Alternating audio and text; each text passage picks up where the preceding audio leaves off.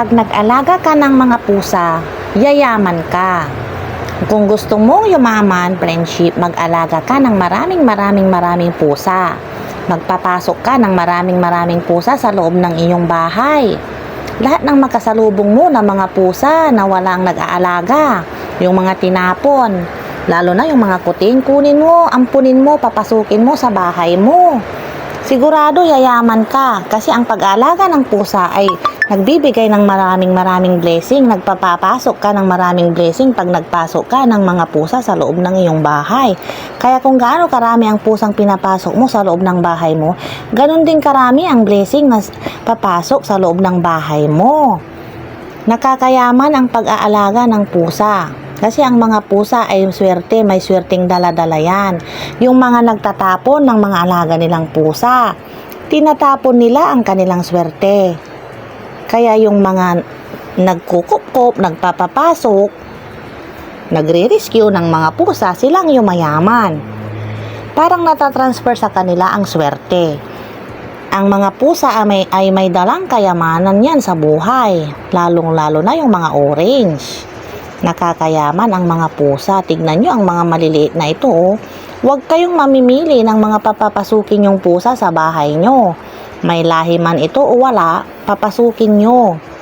Lalo yung mga nangangailangan ng tulong, yung mga gutom na gutom, uhaw na uhaw, walang nag-aalaga, walang tirahan, walang tahanan. Papasukin nyo, ampunin nyo. Yayaman kayo mga friendship. Nakakayaman ang pag-aalaga ng mga pusa. Swerte sa buhay ang mag-alaga ng pusa. Maraming blessing ang papasok sa buhay nyo, sa bahay nyo, sa buhay nyo. Hindi lang sa inyo, pati sa mga kasama nyo sa buhay, sa mga pamilya nyo, sa mga mahal nyo sa buhay.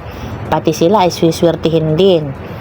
Kaya kung gusto mong yumaman friendship, mag-alaga ka ng maraming pusa. Kupkupin nyo lahat ng mga pusang masalubong nyo sa daan.